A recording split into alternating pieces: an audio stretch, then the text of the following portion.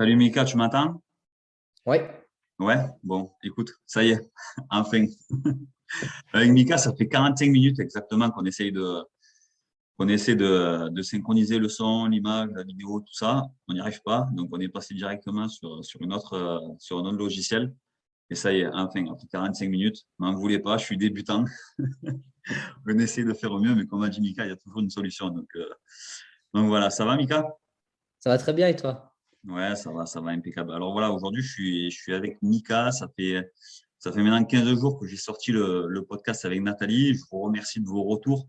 Je remercie aussi Nathalie qui avec gentillesse, a accepté mon invitation. Le podcast était un peu trop court pour raconter un peu tout ce qu'elle avait à dire. Donc, on ferait une seconde partie, surtout que vous me l'avez demandé. Il y a tout le monde qui me l'a demandé, il y a tout le monde qui l'attend. Donc, on ferait une seconde partie. Je vous remercie encore une fois de plus tous ceux qui m'ont fait des retours positifs et tous ceux qui m'ont mis des commentaires.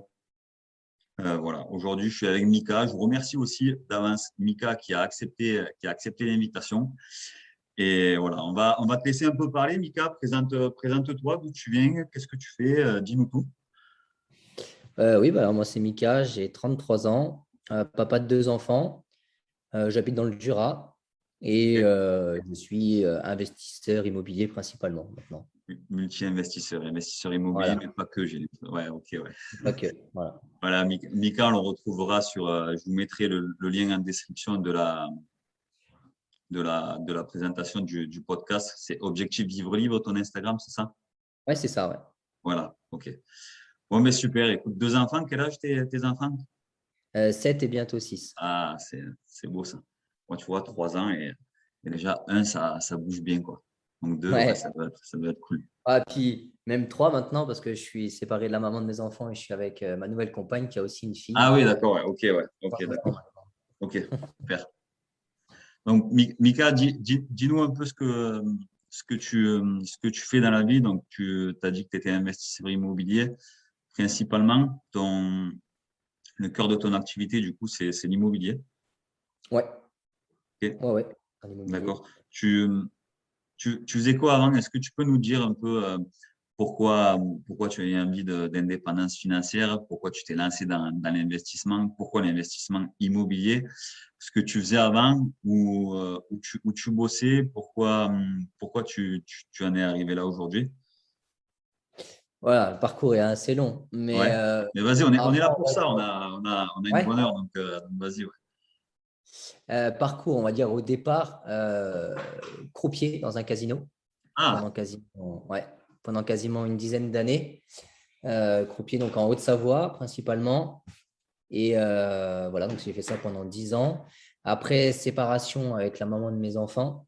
Et j'ai découvert l'immobilier grâce à elle, entre guillemets, parce qu'elle elle était assistante administrative dans une agence immobilière. Et du coup, juste avant qu'on se sépare, on a décidé ensemble de retourner dans notre région d'origine, donc, qui est le Jura.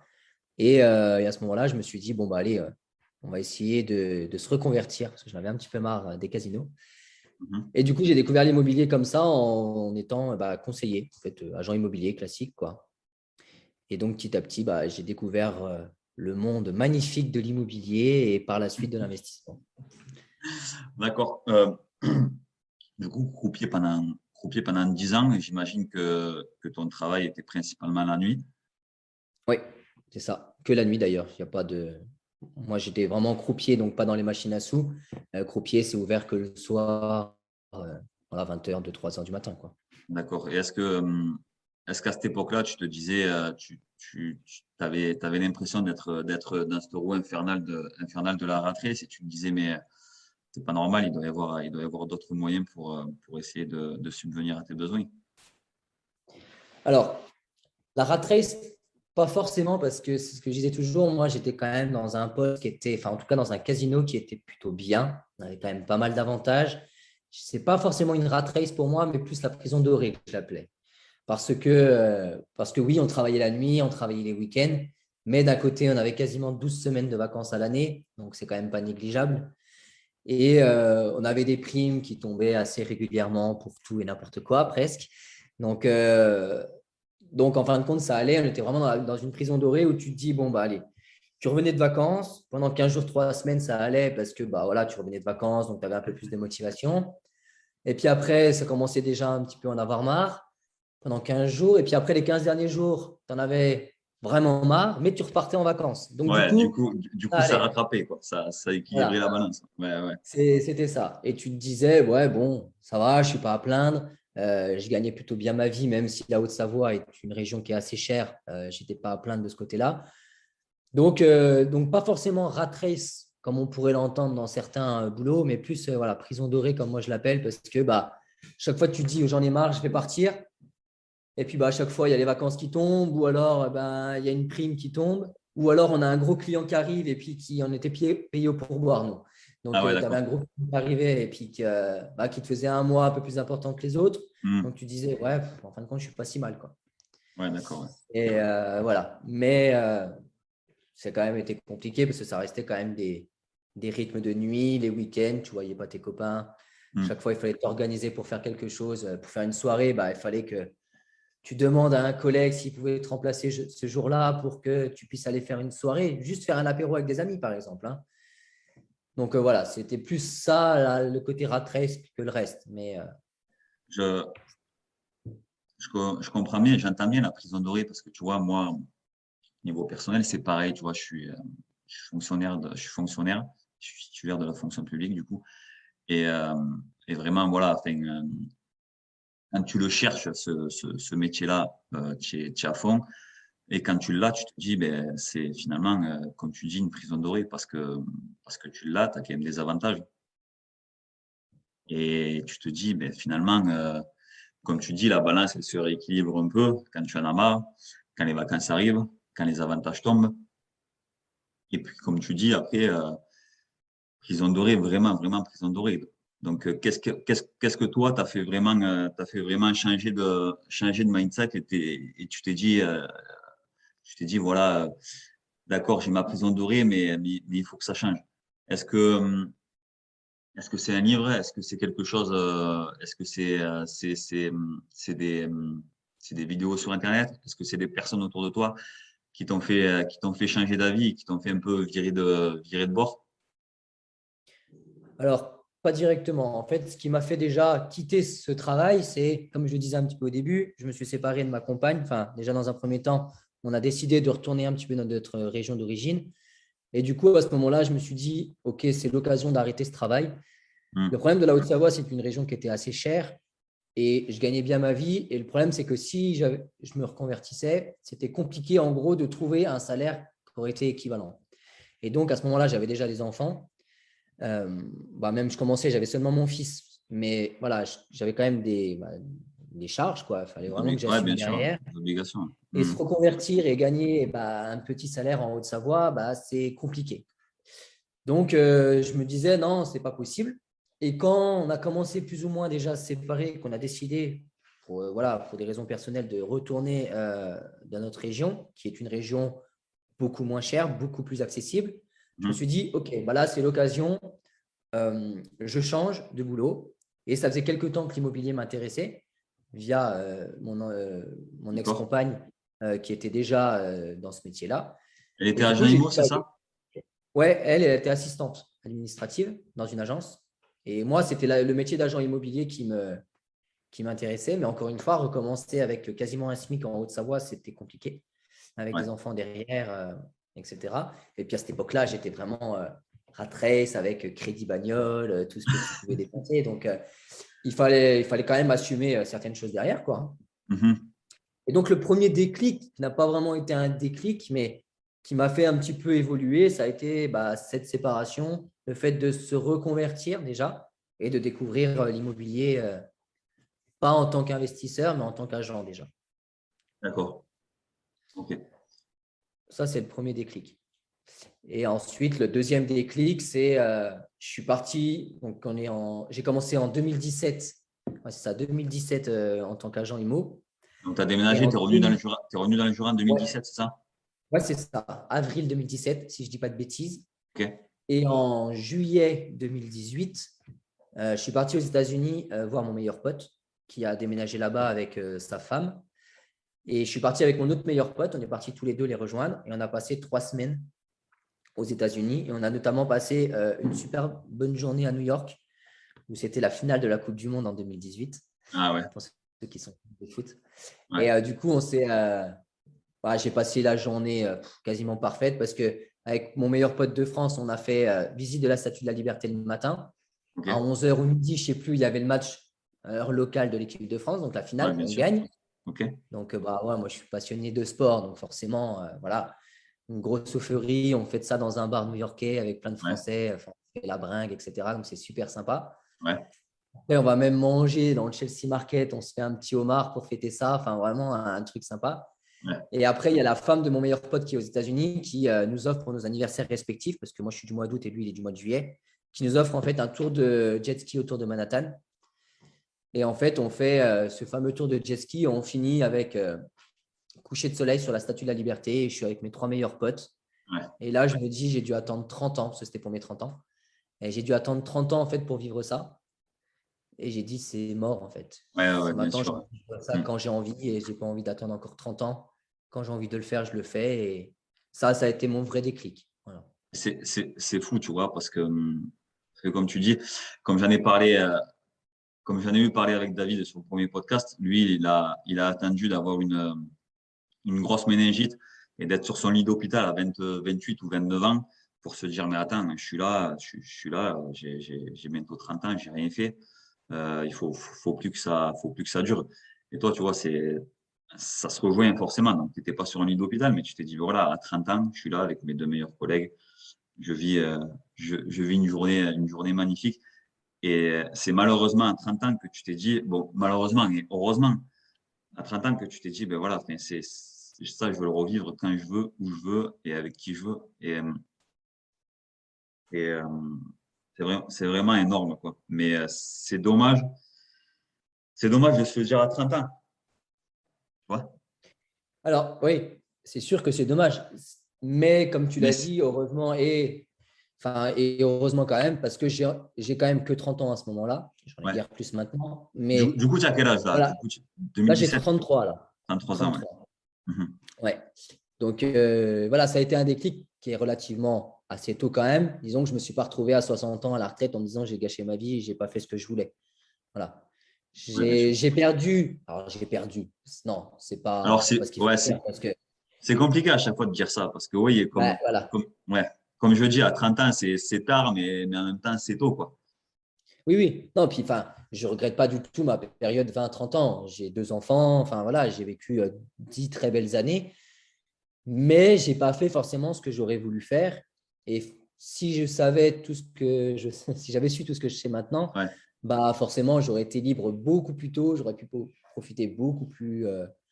beaucoup plus. Enfin, Mhm, voilà. mhm. Mais il voilà, faut pas revenir en arrière. Il faut apprendre de ce qu'on a appris du passé, le mettre en application, de se servir de ça pour avancer, quoi. Du coup, à ton retour des États-Unis, dans l'avion, j'imagine que ça a dû cogiter. À ton retour des États-Unis, ça a été quoi ça a été quoi ton parcours un peu? Alors, ça n'a même Comment pas tu t'es été lancé? dans. Comment tu as Ouais. commencé à te lancer? Alors, ça n'a même pas été en fait au retour. Ça faisait quelques temps, depuis le mois de mars ou d'avril. Donc là, on est fin juillet, début août, quand je reprends l'avion. Mais depuis le mois d'avril, donc 3-4 mois avant, je m'intéressais déjà un petit peu à l'IMO en tant qu'investisseur et je suivais notamment Christopher Wangen Mhm. sur YouTube et ses vidéos où je voyais un mec qui faisait du sport et qui voyageait tout le temps et qui vivait de son immobilier. Et je me suis dit, c'est quand même chelou. Et c'était les débuts, mine de rien, un petit peu quand même de tous ces influenceurs sur l'immobilier. Maintenant, il y en Mhm. a beaucoup plus. Ouais, c'est clair. À l'époque, il n'y en avait pas tant que ça. Il y avait Cédric Anissette, appelé Yann Darwin, tout ça, mais c'était moins développé quand même, je trouve. Et lui, je ne sais pas, il m'a tout de suite attiré parce que je suis fan de sport, je suis fan Mhm. de voyage. Et j'ai dit, putain, mais c'est trop bien ce qu'il fait. Et ça faisait donc depuis le mois d'avril que je le suivais et que j'essayais en fait de mettre en application ce qu'il disait sur les dossiers de mes clients en tant qu'agent IMO. Je me disais, bon D'accord. alors, si là j'achète tel appartement, est-ce que ce qu'il dit c'est vrai? Est-ce que je peux l'adapter comme ça, etc. Si je fais cette maison, est-ce que ça va me rapporter? Et donc du coup, ça faisait quelques temps. Et il sortait ses formations. C'était au début de ses formations. À cette époque-là, elles étaient ouvertes tout le temps, hein. Il n'y avait pas des offres exceptionnelles Mhm. 3 ou 4 fois dans l'année. Ouais. Tu pouvais prendre à n'importe quel moment. Et en fait, dès que j'ai pris ce déclic aux États-Unis, peut-être une semaine après, donc j'ai fait encore 15 jours par la suite, j'ai pris la formation directe en fait. Et j'étais aux États-Unis encore quand j'ai payé sa formation. Donc, tu t'es formé Et je me cash, suis quoi. dit, voilà. Et je me suis dit, quand je rentre, je le fais et je passe à l'action et on verra bien. Si jamais ça ne le fait pas, tant pis, mais au moins, je n'aurai pas de regrets. J'aurais essayé et voilà. Donc ça a été même avant de reprendre l'avion, en fin de compte, c'était l'objectif, c'était de vraiment, quand je rentre, directement pouvoir avancer et mettre les choses en place. Et donc, justement, t'être formé, maintenant, qu'est-ce que tu en dirais de la formation, justement, de se former avant de passer à l'action? Pour moi, c'est la base. Ouais, voilà. C'est la base. Hmm. C'est ce que je dis souvent, en fait, ce qui est dommage, et c'est qu'en fait, on apprend pendant toute notre période de scolarité, peu importe jusqu'où on va, hein, qu'on s'arrête au bac, même avant, Mhm. ou qu'on aille en fac et qu'on fasse des masters ou autre. On apprend et en fait, la plupart des gens, une fois qu'ils sont arrivés à la fin de leurs études, on arrête d'apprendre, on n'apprend plus rien. Alors qu'en fait, on devrait continuer à apprendre continuellement pour pouvoir toujours être au top, en fait, toujours être informé de ce qui se passe et toujours pouvoir évoluer. Et je me forme, depuis ce moment-là, en fait, je me forme très régulièrement. Il n'y a pas une semaine sans que je me forme, soit via des livres, soit via des nouvelles formations, soit encore ce matin, par exemple, je prends ça comme une sorte de formation. J'étais à la piscine avec un coach, par exemple, parce que je ne sais pas très bien nager. Ouais. Et l'un de mes objectifs, c'est d'apprendre à nager mieux pour être moins essoufflé quand je nage et être plus posé. Et Mhm. en fait, voilà, je me forme en fait. Et Ouais, ce bien matin, sûr. Ouais. j'étais à la piscine avec un coach et j'apprends à essayer de mieux nager, à faire les bons gestes. Et en fait, ça peut être dans n'importe quel domaine, que ce soit dans l'immobilier, le sport, la méditation, enfin, peu importe quoi. Mais Je je pense suis, que c'est important de se former continuellement. je suis d'accord avec toi. Tu vois, c'est intéressant ce que tu as dit quand tu dis peu importe les études que tu fais, peu importe les années que tu passes. La plupart des personnes, une fois qu'ils sortent des études, arrêtent d'apprendre et et restent focalisés sur leurs acquis. Alors que moi, tu vois, par exemple, euh, quelqu'un, j'aimais pas du tout l'école et j'étais autodidacte en fait. Je me suis formé avec des vidéos YouTube, avec des livres et j'ai appris continuellement parce que l'école, ce qu'elle m'apportait, ça ne m'intéressait pas. Du coup, vu que j'étais curieux, je suis allé chercher les informations et, euh, et même aujourd'hui, à 30 ans, je continue parce que parce que c'est la base d'apprendre et de faire qu'apprendre. En fait, de se former continuellement. Parce que si tu restes sur tes acquis, c'est le début de la fin, en fait. Mais non, mais clairement. Mais pour tout, en fait. Pour tout. Alors, nous, on est plus tourné vers l'immobilier. Donc, forcément, on va essayer de se former un peu plus dans l'immobilier. Mais si tu ne te formes pas, il y a un moment ou un autre, en fait, tu vas te faire rattraper parce que les règles d'il y a 20 ou 30 ans ne sont pas les mêmes que Hmm. maintenant. Mais c'est Ça ça. a énormément évolué. Et si tu ne te formes pas, en fait, tu te fais rattraper, soit par les impôts, parce que tu as fait une mauvaise Mhm. stratégie, soit par, je ne sais pas quoi, les mairies, Ouais, parce ouais, que tu bien n'as pas sûr. fait Ouais. la Hmm. déclaration, peu importe. Et ça, c'est dans n'importe quel domaine, en fait. Ouais. Non, Il mais c'est ça. faut toujours se former. Mais ce n'est pas facile parce qu'en fin de compte, on nous apprend que voilà, tu te formes pendant tes études et après tu arrêtes, tu travailles et on ne t'apprend pas. Moi, Ça. j'ai appris à me former avec ce fameux déclic à partir de mes 30 ans. Hmm. Et moi, j'ai arrêté Hmm. mes études assez tôt. Et pendant, je ne sais pas quel âge j'ai arrêté exactement, mais 20, 21 ans, du coup, pendant 10 ans, j'ai quasiment rien fait. Ouais, bien Et sûr. je Ouais. ne j'aimais pas lire, à Ouais. part des bandes dessinées, mais des livres où tu apprends réellement quelque chose, je ne lisais pas. Ouais. Donc, voilà. Et du coup, après cette formation, quand tu es revenu en France, du coup, t'as fait cette formation, tu bossais en tant qu'agent IMO. Ouais. Quand est-ce que tu es passé à l'action? Comment ça s'est passé? Comment tu as déroulé les choses après? Et en fait, j'ai pris un gros coup sur la tête parce que quand j'ai pris cette formation, donc j'étais agent IMO donc depuis une année à peu près. Et en plus, entre-temps, j'avais changé d'agence. Donc, ça faisait pile poil un an parce que j'étais entré en septembre 2017. Donc là, on va dire fin août, début septembre 2018. Et en fin de compte, quand j'ai fini la formation de Chris, je me suis rendu compte qu'en étant auto-entrepreneur, parce que j'étais auto-entrepreneur, du coup, agent commercial, que je ne pourrais pas investir, tout simplement. Enfin, en tout cas, Donc, pas au bout d'un an à peine d'ancienneté, avec à ouais. peine un an de bilan, etc. vraiment débutant, encore ça ferait 10 ans, bon, ben voilà. Mais là, non, et je me suis dit, mince, je ne peux pas investir en fait. Donc, j'ai fait tout ça pour rien. J'ai pris la formation pour rien. Et comme je disais tout à l'heure, non, en fait, il y a toujours des solutions. Et donc, le but, c'était d'essayer de trouver ce fameux CDI pour pouvoir investir, trouver Donc, tu te, quelque chose pour que la banque me finance, quoi, parce que c'était ça qu'il fallait. ouais, voilà. Donc en fait, pour résumer, tu étais auto-entrepreneur, tu n'avais pas beaucoup d'ancienneté et tu t'es dit, ben, en étant auto-entrepreneur, les banques, elles vont pas me suivre. Du coup, il va falloir que je retourne bosser pour mon patron pour essayer de décrocher ce fameux CDI et pour commencer à enquiller, quoi. C'est ça? C'est exactement ça. Et alors, bosser pour un patron, je le faisais déjà, parce que je travaillais pour une agence, mais en Ouais. tant qu'indépendant. Mhm. Et ouais, il me fallait ce fameux CDI, quoi. Mhm. Et du coup, je me suis dit, alors moi, je n'ai pas de compétences, hein. Comme je disais tout à l'heure, j'ai arrêté à 20, 21 ans. J'avais fait une fac de sport, mais pendant 2 ans, je n'ai même pas validé mes trucs. Donc, je n'avais aucun diplôme à part mon bac. Ouais. Et qu'est-ce que je fais? Je voulais surtout pas retourner en tant que croupier. J'avais dit que par fierté, Ouais. parce que quand je suis parti en fait du casino en Haute-Savoie, beaucoup de personnes m'ont dit que je reviendrais, que j'y arriverais pas. Enfin bref. Et par fierté, je m'étais dit que quoi qu'il arrive, j'y retournerai jamais. Ouais. Et parce que je savais que si je voulais, alors ça aurait été compliqué parce que j'avais mes enfants sur place. Mais si je rappelais mon ancien casino, j'avais juste à appeler mon directeur. Je lui disais, voilà, en fait, j'ai envie de revenir. Et j'étais sûr que je recommençais. Mhm. Dans les 15 jours, 3 semaines, un mois, peu importe, mais je recommençais assez facilement. Ouais. Et, mais ça, j'avais dit, c'est hors de question que je le fasse. Et je me suis rappelé de ce qu'avait dit un de mes meilleurs potes avec celui avec qui je suis parti aux États-Unis, qui avait, pareil, lui avait mis beaucoup de temps à se chercher un petit peu dans ses études. Et puis à un moment, qui avait dû, pour s'assumer un petit peu, travailler en usine, parce qu'il il fallait bien qu'il rentre un peu d'argent et puis payer Ouais, ses bien charges, sûr. quoi, hein, comme tout le Ouais, monde. bien sûr. Et je me rappelle qu'il avait dit une phrase, l'avantage de l'usine, c'est que ça m'a permis de me dire que je ne ferais jamais ça de ma vie. Ouais. Sans que ça soit péjoratif, mais en tout cas, ça ne lui correspondait pas du tout. Et en fait, je me suis dit, mais en fait, c'est ça qu'il me faut. Il me faut exactement ça, parce que c'est quelque chose qui va me booster.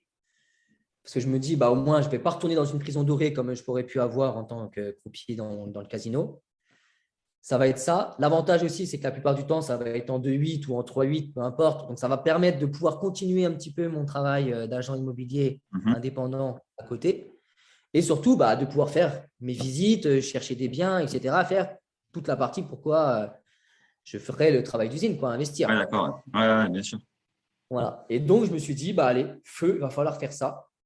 On va se sortir un peu les doigts, comme je dis souvent, et on va faire ça. Et j'avais une copine qui venait de rentrer en fait en tant que responsable, je ne sais plus exactement son poste, mais qui était assez haut dans une usine qui était rentrée en avril ou mai.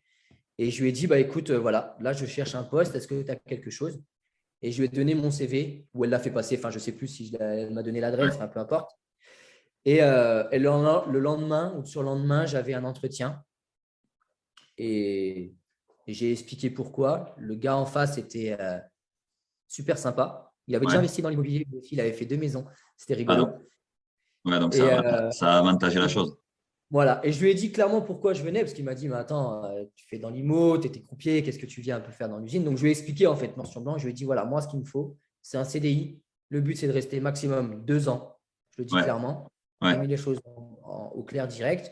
Lui, il m'a dit, il n'y a pas de souci. Donc, j'avais fait une période d'essai de 3 mois, comme tout le monde, Mhm. donc en intérim. Mais j'avais une promesse d'embauche quasiment tout de suite, en fait, pour mon Ouais, CDI. d'accord. Ok. Et c'était parti, quoi. Donc ça t'a permis du coup d'aller toquer aux portes des banques et C'est ça. de pouvoir leur demander des financements.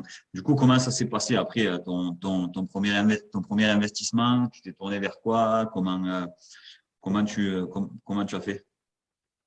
Alors, mon premier investissement, j'ai acheté 2 apparts en même temps, en fait. Ah ouais, Ouais. En fait, c'était même un immeuble à la base. d'accord. Et quand je l'ai visité, cet immeuble, il était bien. Il Mhm. correspondait pile poil à ce que je voulais. Mais c'était le début. Donc là, quand j'ai signé le compromis, novembre ou décembre, donc 2018, quelque chose comme ça. Donc, je n'avais 2018? pas encore mon CDI. Ouais, 2018, ouais. Donc là, donc tu reviens. Tu es encore agent IMO pendant de 2017 à 2018. Ouais, Tu retournes à l'usine, ouais, en septembre. septembre 2018. Donc, c'est ça. Et donc, tu enchaînes les biens que tu as visités, dont tu as signé les compromis, ils étaient proches de chez toi ou ils étaient loin? Ouais, à 15 minutes. Ouais, d'accord. OK. Ouais. Vas-y. Tous mes investissements, de toute façon, moi, sont Ouais, à soit à 5 minutes, soit à 15 minutes grand max. Mais d'accord. j'en ai que 2 à 15 minutes. Sinon, les autres, c'est tout à 5 minutes. OK. Donc, en septembre, tu retournes à l'usine et en novembre, c'est ça? Ouais. Ouais, je dois signer le compromis fin novembre. Fin novembre, début. Non, novembre. Ouais, novembre, c'est ça. Novembre, parce que je suis propriétaire début février. Donc, Ah ouais, ouais, fin d'accord. novembre. Ouais. OK. Ouais. Donc, tu as de suite enchaîné sur deux appartements. Ouais. Ouais, en fait, à la base, c'était même un immeuble qui était à la vente, qui était plus qu'intéressant. Mais en fait, bah, je me suis un peu chié dessus. J'ai Ah eu ouais? un peu peur Pourquoi? de Explique-nous. l'acheter. Bah, parce que c'était le début, en fait. Ouais. Et que même si ce n'était pas un prix très élevé, c'était le premier. Et je me suis dit, mince, est-ce que je fais pas une erreur, etc. Et Hmm. du coup, j'ai dû mettre 48 heures ou 72 heures à réfléchir. Mhm. Et entre-temps, en fait, ils vendaient soit l'immeuble, c'était par une agence, hein, mais ils vendaient soit l'immeuble, soit la découpe. Donc, en fait, tu pouvais prendre un appartement ou les trois. Il y avait 3 appartements. Et le temps que je réfléchisse, en fait, il y avait déjà l'appartement du rez-de-chaussée qui avait été. Enfin, il y avait une offre qui avait été acceptée pour l'appartement du rez-de-chaussée. Ah ouais, d'accord. Du coup, la possibilité d'acheter l'immeuble n'était plus possible. Et j'ai dit, non, bah, c'est pas grave, je prends les 2 autres, en fait.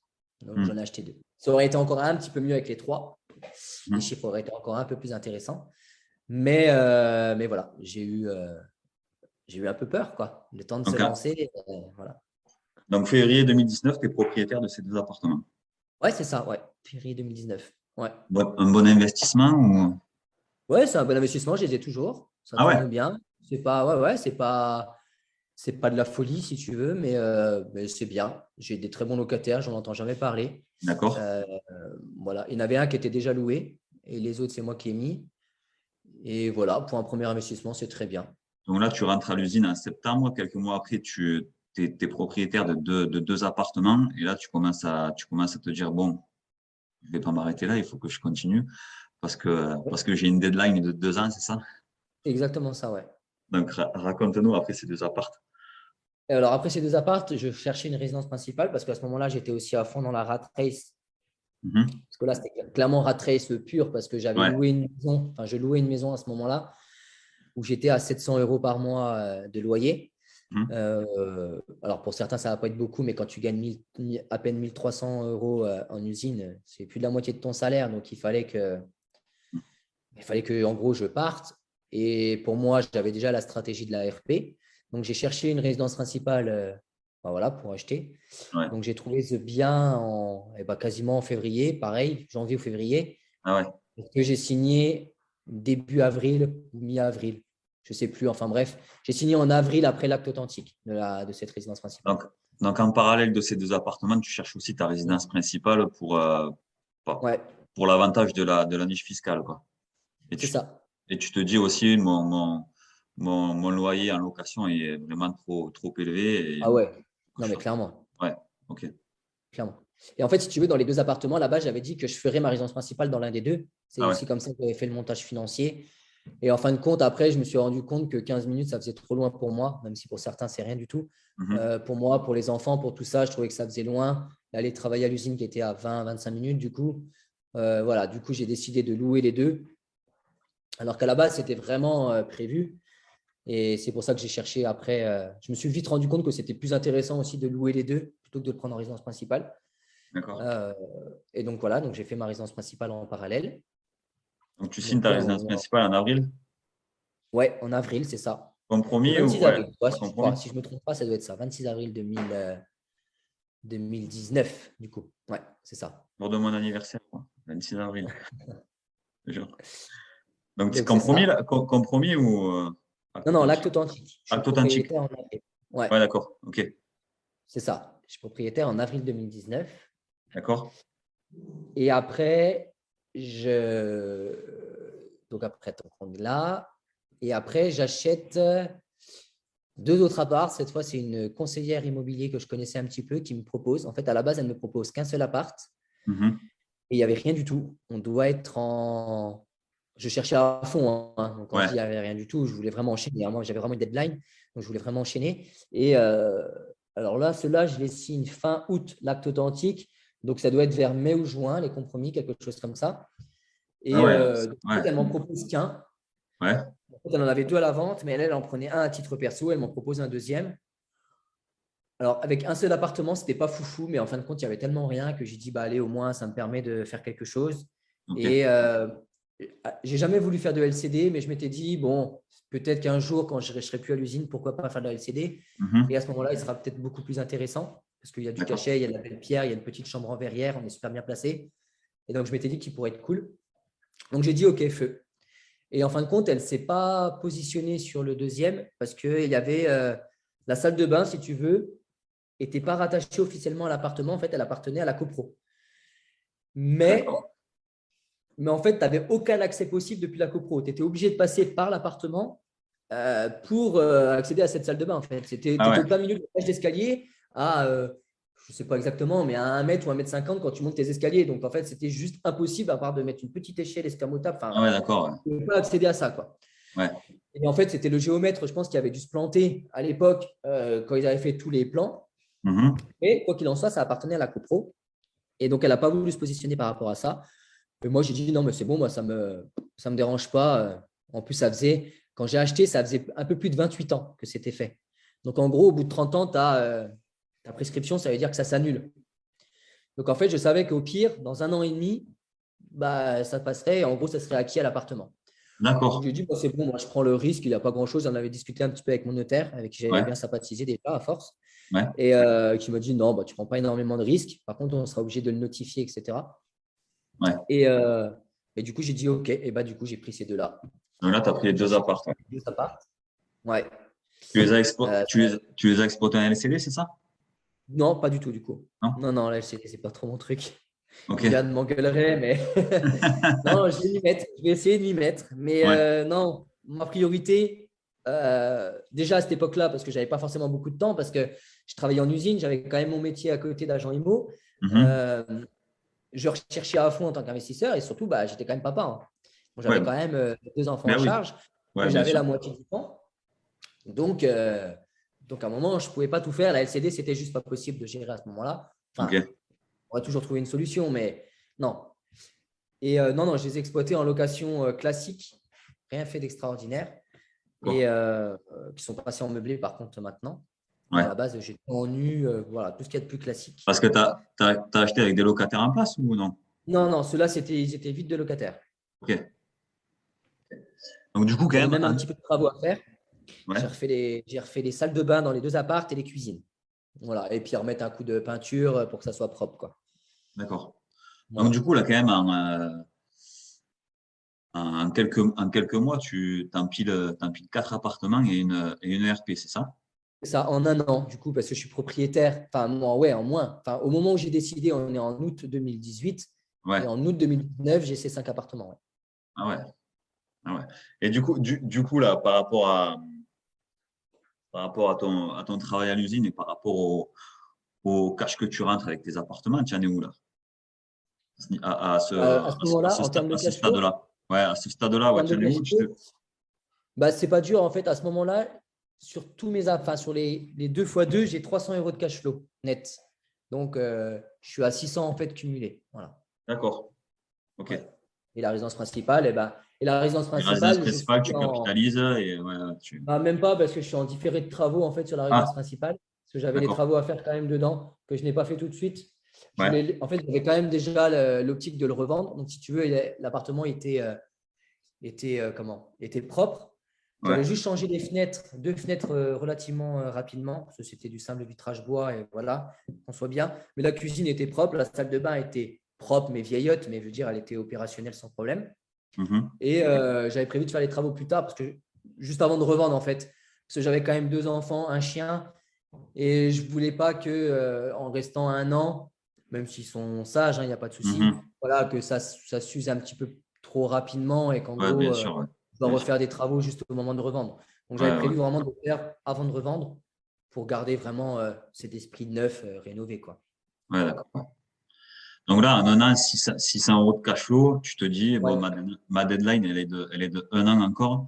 Comment tu as gappé sur les suivants pour Ouais. sortir de là? Et bah, du coup, j'ai enchaîné. Après, donc j'avais un super bon conseiller à ce moment-là. Conseiller bancaire? Ouais, conseiller Ouais, bancaire, ouais, ouais. ouais. Et en fait, j'ai trouvé un appart qui était là depuis quelques temps sur Donc, le Bon tu es en Coin. 2019, là, hein? Ouais, tu es en 2019. Ouais, 2019, ouais, Ouais. août 2019 à ce moment-là. Mhm. Là, il se passe un peu de temps parce que du coup, ouais, il se passe un petit peu de temps. Parce que le temps de faire un peu les travaux, tout ça. Et puis au début, j'ai voulu faire les travaux moi-même. Je fais un peu les erreurs là-dessus. Où, bah, les salles de bain, c'est pas moi qui les ai, c'était mon artisan. Mais j'avais dit non, mais c'est bon, on va faire les cuisines, repeindre, poncer les parquets, tout ça, je vais y faire. Ouais, Puis j'étais pas du tout organisé, puis je suis pas du tout du métier. Puis en plus, je déteste ça. Et en fait, j'ai perdu énormément de temps à un coup, j'allais peindre un truc à gauche dans l'appartement de gauche. Ils étaient sur le même palier, hein, les deux ouais, appartes. D'un coup, j'allais peindre un truc à gauche, puis après, j'allais à droite, et puis je repartais à gauche, puis je faisais ci. En ouais, fait, je faisais tout, mais rien. Et j'ai perdu quasiment un mois à faire ça. Donc, entre-temps, en étant toujours à l'usine, hein. ouais, Donc, quand d'accord. j'avais l'après-midi ou mes matins de dispo. Et j'aurais gagné énormément de temps si mon artisan l'avait fait, parce que peut-être qu'il m'aurait pris un peu plus d'argent, mais entre-temps, j'aurais loué. Ouais, bien sûr. Donc là, il ne se passe rien jusqu'à octobre ou novembre 2019, pareil.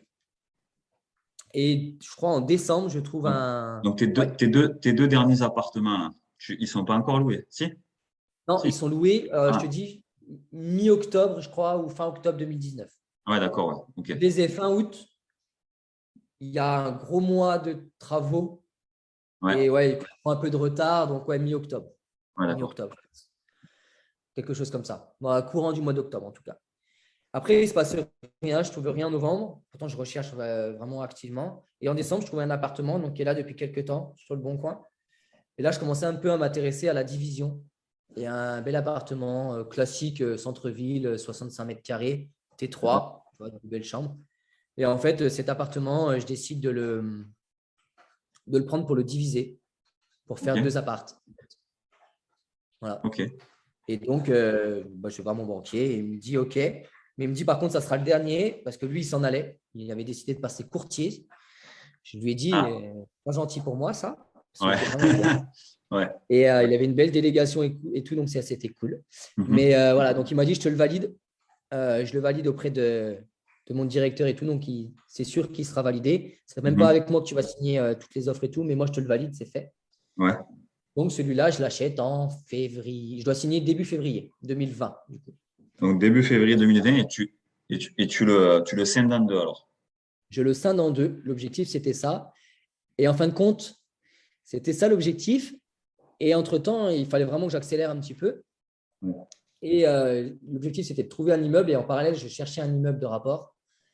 Et en fait, j'ai trouvé un immeuble de rapport au mois de mars. Donc, au moment où, en gros, je devais commencer un peu les travaux, Mhm. j'ai signé un compromis pour un. Enfin, non. J'avais même signé un autre compromis pour un autre immeuble. Au même moment, en fait, juste avant de signer l'acte authentique de celui-ci, pour faire la division.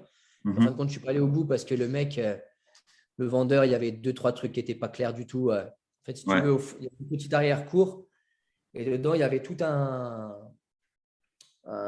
bâtiment qui était un peu dégradé, qu'il fallait réaménager. Et en fait, là, Mhm. moi, je me disais, c'est là où je vais faire ma future résidence principale. On pouvait faire une belle pièce de vie en bas, 2 à 3 chambres à l'étage. Et on était en plein centre-ville avec une petite terrasse qui aurait fait 30 à 40 mètres carrés. Et je me suis dit, ça, c'est trop bien. Je vais Ouais. faire ça. Mais Ouais. en fin de compte, quand je suis allé voir, on dépendait des bâtiments de France. Quand je suis allé voir l'architecte des bâtiments de France pour lui dire un petit peu mon projet, pour voir, il m'a dit non, non, mais ce bâtiment, il doit être détruit en fait. Et le propriétaire le sait. Non. Et du coup, il y avait un peu de vices cachés, enfin de manque d'informations, etc. Donc, du coup, j'avais signé un compromis, hein. J'ai réussi à me désister du compromis Ah, avec mon notaire sans aucune indemnité. d'accord. Et, et donc, du coup, c'est pour ça que je n'avais pas fait les travaux parce que j'étais vraiment en recherche à fond de cet immeuble. Et j'avais dit, bah, je le ferai en mars-avril. Voilà. L'objectif, Ouais. c'était que cet appartement, la division, il soit opérationnel pour septembre pour mettre 2 studios, en fait. Ouais. Le T1 bis, pour que ça soit loué pour septembre pour les étudiants qui allaient rentrer. Donc, j'étais dans ma deadline, on était bien, quoi. Ouais. Ouais. Donc, du coup, ça s'est décalé un peu les travaux, mais j'ai trouvé un autre immeuble de rapport, donc cette fois en mars, où là, j'ai signé avec une Donc, grosse négo. Donc en février, tu trouves cet appartement, tu le scindes en deux et en mars, tu trouves un immeuble. Non, je ne le scinde pas du coup. Du coup, je ne les Ah fais pas, non, les oui, travaux. pardon. Ouais. Ouais. L'objectif, c'était qu'il soit fait pour septembre. Et vu que j'arrivais Oui, au bout aussi de l'usine, là, je commençais vraiment à saturer. ouais, J'ai dit, là, il faut vraiment que j'accélère. Et en gros, si je trouve un immeuble de rapport, avec celui-là, je serai bien. c'est bon, ouais. Ouais, Avec celui-là, normalement, si tout se passe bien, je paierai mes charges, je remplacerai mon salaire d'usine. Et ouais. après, le reste, ça ira, quoi. Ok, Donc, il fallait vraiment que j'accélère. Et l'objectif de la division, c'était qu'elle soit opérationnelle pour septembre. Donc, on était encore bon dans les timings. Et donc, en mars, je trouve un immeuble, pareil, qui est là depuis presque plus d'un an. Et ça faisait quelques temps que je le voyais, que je regardais. Je fais, c'est quand même bizarre, il a l'air bien sur le papier. Et je décide hmm, d'aller le visiter. Et en effet, il est bien. Mais la toiture, tout a morte. changé. Hmm. Elle est complètement fracassée. La façade, il y a tout à reprendre. Et il était cher. Et à un moment, j'ai dit, bah, on va attaquer. Et on commençait à parler du Covid. On n'était pas encore en confinement, mais on commençait un peu à en parler parce qu'on est début mars. Hmm. Et là, j'ai dit, je ne sais pas, j'ai senti un truc, j'ai dit, il faut que je signe là avant que ça parte en cacahuète ou j'en sais Ouais, rien. ouais, Même de bien toute sûr. façon, moi, je accélère. Ouais. Et donc, j'ai fait une offre massacrante. On était affiché à 222, j'ai fait une offre à 150. Ouais. Et qui a été contre-signé à 160. Ah ouais, Mais et voilà. Et donc, du coup, ouais, je signe ça et je signe même le compromis. Et bah, du coup, là, on est en confinement. Je signe même le compromis à distance, du coup, par procuration avec les notaires. Et donc, je ne vois même pas les vendeurs. Et donc, ça a été mon futur truc. donc immeuble de Et j'ai rapport de combien de lots? trois, Pour le coup. trois appartes. Ok. Et donc, du coup, là, il y avait ma future résidence principale. Parce que l'objectif Mhm. était de revendre la mienne, hein. Bien sûr. Et donc, du coup, là, il y avait deux appartes qui donnait côté rue, on va dire, et un autre qui donnait côté cour avec une cour de 100 mètres carrés. Et il y avait trois chambres. Et j'ai dit, bah, celui-là, ça sera mon appart, ma résidence principale. On aura chacun notre chambre avec les enfants. On aura une petite terrasse de 100 mètres carrés et on sera très bien. On est à 5 minutes du centre-ville. On sera vraiment bien, pas de problème pour se garer. Mais par contre, il y avait des gros travaux de toiture, de façade et de rénovation quand même des appartements. Et l'objectif en fait de cet immeuble, quand je l'ai acheté, c'était que les deux locatifs me payent l'ensemble. Ouais, d'accord. Ouais. Hmm. Donc là, tu signes pendant le Covid, donc tu es en mars-avril, c'est ça? Mars, je signe le compromis en mars et je suis propriétaire début juillet Ah 2020. ouais, d'accord. Ouais, Donc en pleine crise, quoi. c'est ça. Ouais, Ok. ouais. Et après, il en découle que tout ce que tu veux faire, ça marche, ça fonctionne. Et tu Ouais, arrives, et tu arrives à tes 2 ans de deadline en septembre 2020, c'est ça? ouais. Alors, je pars même avant parce qu'en fin de compte, je pète un plomb et en fait, au moment où j'ai signé le compromis en fait de celui-ci, je pète Ouais, un plomb et je m'en vais en fait de l'usine. ah ouais, Même d'avoir les offres, mais j'avais déjà l'accord plus ou moins. d'accord. Et en fait, j'avais déjà eu l'accord pour le premier que j'avais signé. Mhm. Celui-là, j'ai beaucoup plus galéré parce que du coup, celui qui m'avait financé au début m'avait dit non parce qu'on arrivait dans le Covid, c'était plus compliqué. Et puis même, je Mhm. commençais à avoir beaucoup d'encours quand même. Donc, ils m'ont dit non. Donc, j'ai énormément galéré pour trouver le financement de celui-ci. Mais en fait, je pétais un plomb à l'usine et je suis parti. Et donc, j'étais déjà un petit peu avant. Mais Tu, bon, c'était pas grave, il ne faut pas le dire. Mais tu savais que tu savais que ça allait remplacer ton salaire. je Tu le avais fait savais, les ouais. calculs. Mais par contre, il fallait absolument que je me le fasse financer. Parce que sinon, Ouais. après, par contre, vu que j'étais parti, c'était pas la même. Donc, en l'espace de même pas 2 ans, finalement, tu t'es retrouvé, Oui, c'est ça. t'es retourné à l'usine, tu as remplacé ton salaire et t'as dit ciao patron, quoi. C'est ça. Même entre-temps, j'ai même racheté encore un autre appart. Mais bon, ça, Ouais. je l'ai fait en parallèle de l'immeuble. Mais bon. Donc, ouais, ouais, c'est intéressant parce que comme on en parlait avant avec Mika, quand t'es vraiment dans ta rat race, que tu as envie que t'as envie de changer, que tu as envie d'investir, il faut faire des sacrifices sur le court terme pour que justement tu sois bien à long terme, quoi.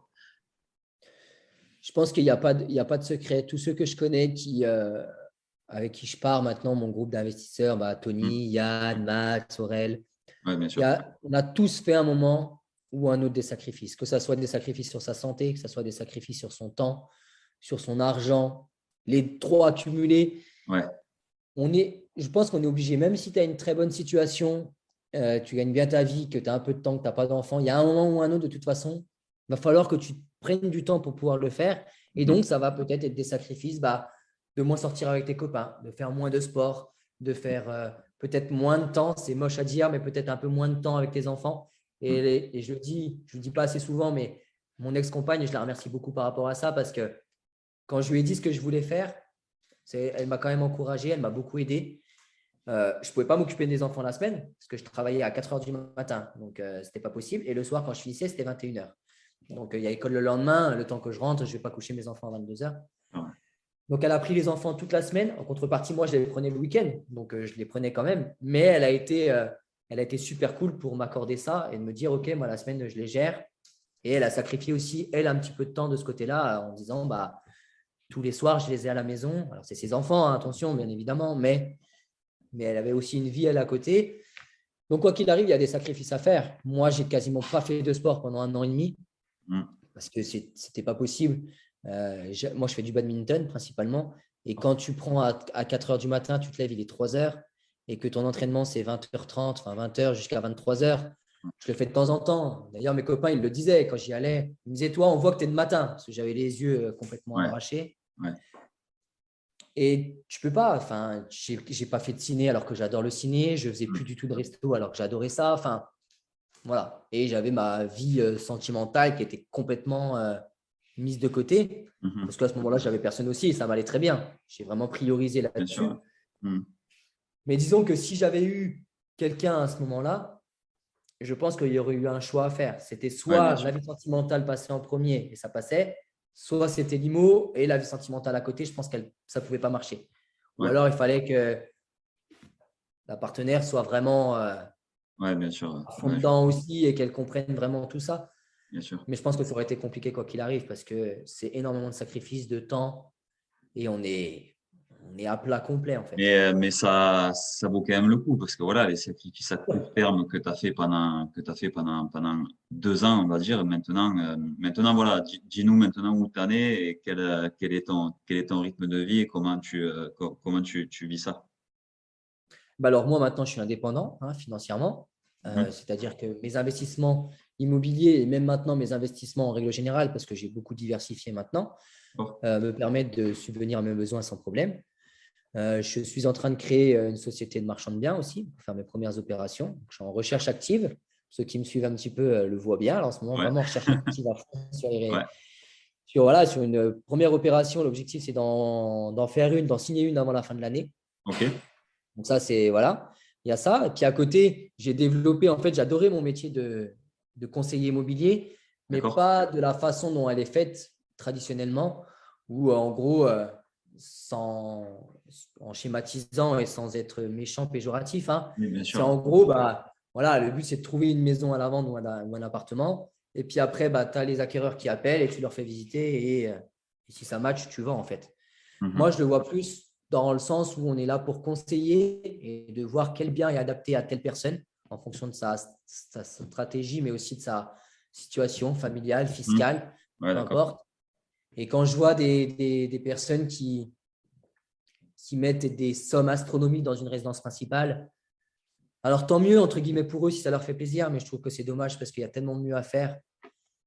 Il y a des choses simples et en fait, de pouvoir se faire plaisir peut-être dans 2, 3, 4 ans, mais en fait, après, de ne pas avoir de problème, de pouvoir faire autre chose aussi à côté et pas d'avoir la corde au cou. Donc, voilà, donc je suis toujours en fait conseiller, mais plus dans la chasse cette fois. Voilà, je suis plus chasseur immobilier parce que j'adore ça et j'adore voir des nouveaux biens. Et puis moi, ça me permet aussi d'être toujours au contact des vendeurs, de tout ça, et d'avoir aussi des opportunités pour moi. Donc, il y a ça. Je fais aussi du coaching maintenant pour aider justement les gens à investir correctement, à les aiguiller sur leur stratégie, sur la fiscalité, tout ça. Donc, voilà, le coaching est en plein développement. Il va y avoir pas mal de surprises d'ici la rentrée, enfin d'ici janvier, quoi. Et voilà, c'est pas mal. Je tourne une formation aussi. C'est bien, c'est sympa. Ouais, mais en fait, c'est l'objectif qu'on a tous commencé. Et quand moi j'ai commencé, c'était vraiment de pouvoir avoir. Moi, ma priorité, c'est d'avoir mon temps. Avoir mon temps pour pouvoir passer du temps avec mes enfants. Ça, c'est vraiment ma priorité. Pour pouvoir faire du sport et pour pouvoir voyager. Mais ça n'empêche pas en fait qu'on travaille tous. Tous ceux que je connais qui sont indépendants financièrement, je pense que Oui, bien c'est sûr. les personnes qui bossent le plus. Mais par contre, on a appris à bosser complètement différemment, à Mais bosser de là où on veut, quand on veut.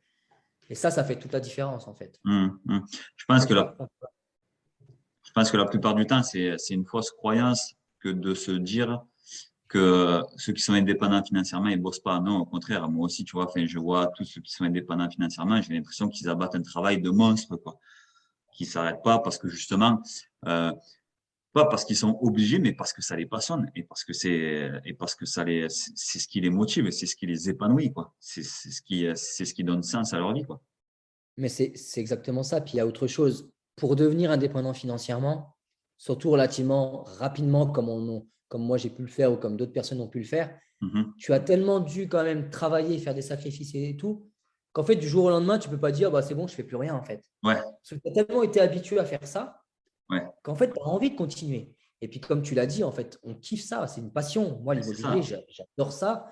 L'investissement en règle générale, maintenant, je suis dans les crypto-monnaies, dans les bourses, dans ce genre de choses. Et parce que j'adore ça, en fait. Mais ouais, bien sûr, J'en bien sûr. parle très régulièrement et quand on est entre nous, on parle que de ça, Mais oui, quasiment. Alors, on va parler mais c'est maintenant trop. parce qu'on est devenus potes. Donc, on parle des enfants, on va parler de voyage, on va parler d'autres choses. Ouais, Mais à chaque fois, mais ça c'est trop. revient sur l'immobilier, sur l'investissement en général. Parce que c'est devenu Parce que une passion. c'est parce que c'est une passion à la base. Ouais, voilà, c'est ça. C'est ça. Et puis, comme tu dis, Exactement. après, une fois que tu es actif par rapport à ta passion, c'est pas un travail. Enfin, c'est quelque Exactement. chose de Ouais. naturel. Et du coup, les choses avancent et ça fait effet boule de neige, en fait. C'est l'effet cumulé, en fait. Mais c'est ça. Non, mais oui. Puis après, quand tu es indépendant financièrement aussi, tu as beaucoup plus de temps. Donc, tu as beaucoup plus de temps. Qui dit plus de temps dit plus d'opportunités. Hum. Parce que des fois, c'est bête, mais quand tu as une opportunité, qu'il y a un agent immobilier qui va t'appeler, qui te dit bah là, il faut que tu viennes. J'ai un truc qui est rentré, il faut que tu viennes cet après-midi parce que ce soir, c'est vendu. Bah, si tu es au fin fond de la rat race, c'est compliqué du coup. Tu vois, si tu dois dire bah, à ton patron, excuse-moi, est-ce que je peux m'absenter 2 heures? Il y a déjà forte chance qu'il te dise non. Ouais, Et même si c'est le cas, enfin, c'est pas facile. ouais, Alors bien sûr. que nous, on a j'allais dire la chance, c'est pas de la chance parce qu'on l'a provoqué. Mais maintenant, en fait, on a cette liberté du temps qui nous permet de dire bah, OK, je viens, je suis là à 14 heures Ouais. et je décale quelque chose d'autre. On organise nos journées comme on a envie, quoi. Hum. Et ça n'a pas de prix, tout Ça n'a pas simplement. de prix, ouais, c'est ça, ouais, bien sûr. Si, Mika, je crois que maintenant, du coup, tu lis beaucoup, non? Oui, alors, Hum. je lisais beaucoup, j'ai un peu plus de mal en ce moment, Ouais. mais je commence, ça revient, ça revient. J'ai eu Si, 3-4 mois où ça a été compliqué, mais oui. j'ai une question pour ceux qui nous écoutent. Si tu avais un livre à conseiller vraiment pour les personnes qui se chercheraient, qui oseraient pas, qui se poseraient des questions, ce serait lequel? Oh, il y en a tellement. Ouais, il y en a. Et ouais, je sais, je Je vais sais qu'il y en a. essayer. Je sais qu'il y en a Ouais. tellement. Ouais. Et Alors, la plupart du temps, la réponse, la plupart du temps, ouais. le livre revient beaucoup, je pense. Oui, alors Père riche, Père pauvre, je vais l'enlever parce qu'il revient tout le temps et que même si c'est une très bonne base, euh, moi, enfin, je dis souvent aussi à la semaine de 4 heures, qui est juste énorme, c'est justement t'apprendre à travailler différemment, à être beaucoup plus focus et à te dire, alors c'est schématisé, te dire que tu travailles que 4 heures au lieu d'en faire 35. Oui, mais comme Mais on le c'est disait, ouais, à c'est peu près schématique. ça, en fait, de travailler beaucoup plus dur, beaucoup plus intensif, beaucoup plus concentré quand tu travailles Mhm. et en fait de faire des micro-retraites. C'est ce qu'il explique, faire des Ouais, mini-retraites et te dire, bah voilà, je travaille 2 jours, après je pars 3 jours, par exemple. ouais, Mais pendant ces 2 jours, par contre, je travaille. ouais, Et c'est pas, voilà. Moi, je te prends un exemple. Là, je suis parti 2 jours, enfin même pas une journée et demie là sur Métabier, donc dans le Haut-Doubs, parce que j'ai dit que c'était le Haut-Jura. Je me suis fait insulter, entre guillemets, sur les réseaux. Mais bon, ça fait partie du Jura. Enfin bref, je ouais. suis parti pendant une journée et demie. Et le but, c'était, voilà, j'avais une formation à tourner, j'avais pas mal de choses à faire. Et pendant une journée, de 7 heures le matin jusqu'à 18 heures, j'ai été vraiment focus. Je n'avais pas mon téléphone. J'étais en mode avion. Pas de téléphone, pas de réseau. J'ai pris une demi-heure pour manger.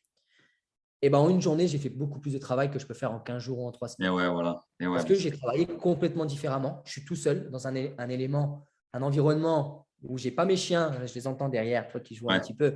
ouais. Qui me demandent de l'attention. Je les adore, mais ça Bien demande sûr, toujours un peu bien sûr, bien d'attention. sûr, bien sûr. Tu n'as pas le facteur qui vient frapper à la porte. Enfin, tous ces trucs-là, en fait, tu es vraiment en mode focus, tu travailles. Ouais. Tu te fais des petites pauses de temps en temps pour que ton cerveau il puisse aussi Mhm. respirer. Et en fait, c'est ça. La semaine de 4 heures, c'est vraiment de travailler beaucoup plus intelligemment et différemment.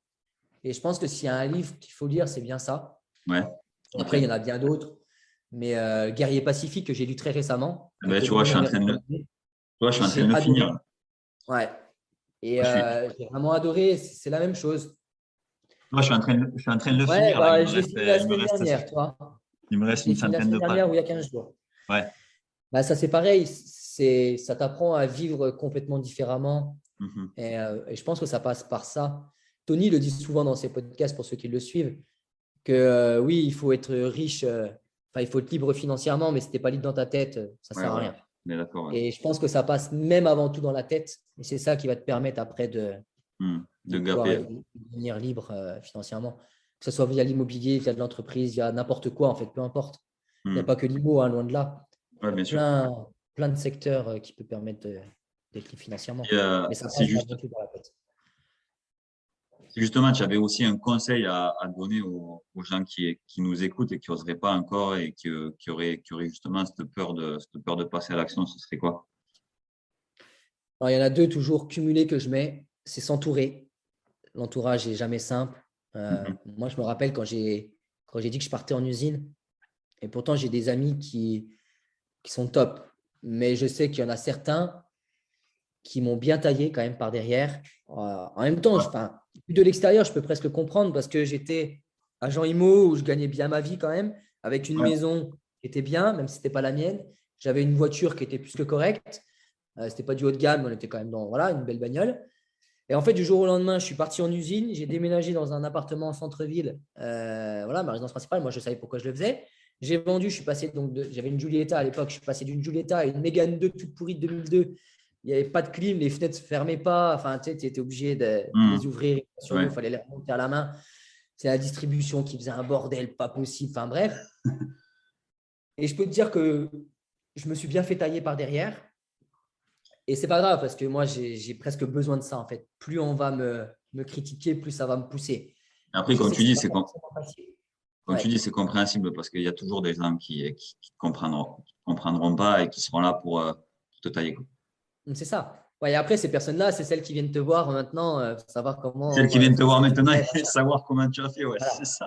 Ouais. Mais donc l'entourage, attention, j'ai eu des amis par contre qui ont toujours été derrière moi, qui m'ont toujours encouragé. Mhm. Et c'est d'ailleurs ceux-là que je retiendrai toujours et c'est mes vrais amis. Mhm. Mais c'est vrai que voilà, t'entourer, moi maintenant je le vois, je pars très régulièrement en mastermind, en séminaire, en week-end même entre copains. Là, on est parti en Corse pendant une semaine. Ouais. Bah, ça, c'est voilà, l'entourage, voilà, tu parles d'investissement sans tabou, sans rien. C'est-à-dire que tu vas pouvoir parler que là, tu as fait de l'argent, mais que là, tu en as peut-être perdu aussi parce que tu as fait une erreur. Et en fait, ça va dans les deux sens. Et Ouais, on ne bien va pas sûr. te dire parce que tu as perdu 10 000 ou parce que tu en as gagné 100 ou quoi. En fait, les gens, ils vont te féliciter ou au contraire, si jamais tu as fait une erreur, on va essayer de trouver une solution ensemble pour voir comment on pourrait la corriger. Mhm. Donc ça, c'est vraiment top. Donc l'entourage et après se former. Pour moi, c'est les deux qui vont Ouais. vraiment ensemble. Mais de toute façon, quand tu as ton entourage, tu te formes automatiquement parce que tu apprends des nouvelles choses. Moi, je vois avec Max, par exemple, sur les cryptos ou Tony sur les ETF, par exemple, c'est quelque chose que, surtout les ETF, la bourse, ça ne m'a jamais intéressé. Ouais. Et à force de discuter avec Tony, machin et tout, oui, ok, j'ai investi dans les ETF et je ne le Ouais, bien regrette sûr. pas. Ça va faire bientôt 1 an maintenant et ça marche plutôt bien. Et Ouais. pourtant, j'ai fait des choses simples. Et voilà, donc s'entourer, ça va permettre de bien te former, d'avoir des bonnes connaissances, d'avoir un bon réseau. Et après, c'est ça qui va te permettre de passer à l'action, quoi. S'entourer et se former. Ouais, pour moi, c'est vraiment ça qu'il faut retenir. Le reste, ça viendra tout seul. Ça viendra tout seul. Après, par contre, il faut passer à l'action. Moi, j'ai des copains, des connaissances investisseurs qui sont formés beaucoup plus que moi, beaucoup plus que certaines personnes qui ont, comme dit mon pote Max, qui ont des BTS dans tous les domaines de l'immobilier, mais par contre, qui n'ont encore rien acheté. Et ouais, voilà. Et ça C'est va vrai. faire 3-4 ans maintenant. Enfin, Ouais. 2018, ouais, donc 3 ans. On avait pris les formations en même temps. Et ça, en fait, voilà, quoi qu'il arrive, tu auras beau te former, il y a un moment ou un autre, tu feras des erreurs, tu pourras apprendre, tu n'apprendras jamais mieux que sur le terrain. Mhm. On le Des dit, erreurs, tu en feras toujours. C'est comme ça. Toi, là, on au le moment où je disait te avec. parle, j'ai un dégât des eaux, par exemple, parce que j'ai Ouais. un de mes artisans qui avait fait une grosse merde il y a 1 an et ça fait 1 an que cet appartement, J'ai des galères régulièrement parce que c'est tellement fait n'importe comment qu'il y a toujours quelque chose. Et Ouais, c'est comme ça, en fait. Tant ouais, pis. bien sûr, bien sûr, bien sûr. Ça fait partie du monde de l'investissement. Il Mais comme on le faut… disait, comme on le disait avec Nathalie, Nathalie l'a conseillé aussi dans le podcast, elle disait de passer à l'action, c'était le plus important. Bien Et sûr. comme le disaient Yann et Tony, tu vois, quand ils étaient à la maison, on en a beaucoup parlé. Moi aussi, j'ai beaucoup eu besoin de ça. Et ils m'ont dit, mais le plus important, c'est de passer à l'action, mec. Enfin, tu passes à l'action, tu y vas. Et c'est comme ça que tu comprendras, et c'est comme ça que tu arriveras, et c'est comme ça que tu auras des réponses à tes questions. Parce que sinon, si tu fais rien, si tu fais que te former, si tu fais que regarder des vidéos, si tu fais que lire, et que tu mets jamais rien en application, il n'y a jamais rien qui se passera. Mais c'est exactement ça. Tu vas apprendre. Puis, c'est ce que je dis souvent, mais même si des fois, tu as des biens qui ne correspondent pas, va les voir. C'est pas grave. Ouais, Tu vas discuter avec des agents IMO qui vont peut-être avoir d'autres choses. Tu vas discuter avec des vendeurs qui… Des fois, les vendeurs en particulier, ils te mettent un appartement à la vente, mais des fois, ils en ont deux ou trois, en fait. Mais ils ne le hum, mettent pas forcément. Et en fait, ils vont te dire, ou alors ils vont te dire, bah, j'ai ma tante. Et en fait, des fois, ça ne correspond pas forcément. Mais plus tu vas passer à l'action, plus… Yann, il le dit tout le temps, foncez en visite, mais il a ouais, raison. Foncez bien en sûr. visite, tu vas apprendre, tu vas voir, tu vas pouvoir comparer avec les appartements que tu as déjà pu voir. Et ouais, si tu ne passes pas à l'action, tu ne feras jamais rien. C'est ce qu'on dit quand tu veux commencer à apprendre à courir, va faire déjà un petit pas, Bien sûr. faire un marathon, commence déjà par faire un 10 km, puis après, tu Ouais, en feras bien sûr. peut-être 15, 20, et puis à la fin, le Hum. marathon, tu vas le faire. Tu ne vas peut-être pas être le meilleur, tu ne vas pas avoir le record du monde, mais tu y arriveras en fait, tu Et n'as tu y pas besoin. arriveras, bien sûr. C'est le but en fait, c'est l'objectif. Bon, merci Mika, en tout cas. Bah, merci Je à crois qu'on toi. arrive vraiment je crois qu'on arrive à l'heure. C'était vraiment cool. Je te remercie d'avoir accepté. Moi, ça me permet, c'est pareil, tu vois, ça me permet de passer à l'action et ça me permet de prendre aussi confiance en moi et de me grader un peu sur ce que je fais. Donc, merci à toi, vraiment. Merci de nous avoir partagé ton expérience. Et puis voilà, je tiens vraiment à continuer à interviewer des personnes comme toi qui l'ont fait et qui, comme le dit, se sont créés vraiment. Tu t'es créé ta vie sur mesure. On parle des placards sur mesure, on parle des étagères sur mesure et tout ça. Mais je veux dire, là, c'est ta vie que tu as créée sur mesure, quoi. Oui, mais c'est ça. C'est, Il y a encore des progrès à faire, mais oui, oui, c'est exactement ça. Je prends le temps quand j'ai envie de le prendre, et ça, c'est la priorité. merci à toi, en tout cas, Mika. Je te Ah, remercie. merci énorme, et merci à toi. Et je trouve que c'est vraiment top. Je trouve que c'est bien que Tony et Yann t'aient poussé à faire, voilà, encore une fois, à passer à l'action et à faire tes Passer à podcasts l'action, parce hein, que bien sûr. ça faisait quelques temps, il paraît que tu voulais en faire. Donc, ça, c'est Ouais. vraiment top de te lancer. Mm. Et donc, merci à toi pour l'invitation. Et si ça peut aider certaines personnes, et bah, c'est encore mieux. Et N'hésitez pas à le retrouver. Donc, Mika, ton Insta, c'est objectif, vivre libre. Objectif Vivre Libre. C'est beau, ça. Ouais. Et pourtant, à l'époque, quand je l'avais créé, c'était presque au début de mes investissements et c'était, ouais, je le trouvais sympa. Et c'était vraiment ça par rapport à tous les déclics que j'avais eus. Ouais. Et c'était pas du tout dans le but de partager ou quoi, c'était vraiment pour moi. Et Mm, maintenant, mm. bah, je me Non, dis mais qu'en c'est plus, génial. ça Moi aussi, parle je aux te gens. suis, tu vois. Moi aussi, je te suis, tu vois. Et ce que tu fais, ce que tu dis et tout ça, même tes IGTV et tout, c'est vraiment cool. Tu apportes de la valeur et c'est vraiment super. Bah, merci à toi, tant mieux, c'est le but. Bon, mais merci, Mika. Merci à toi. À la prochaine. Salut. Ouais, salut à tous. Salut.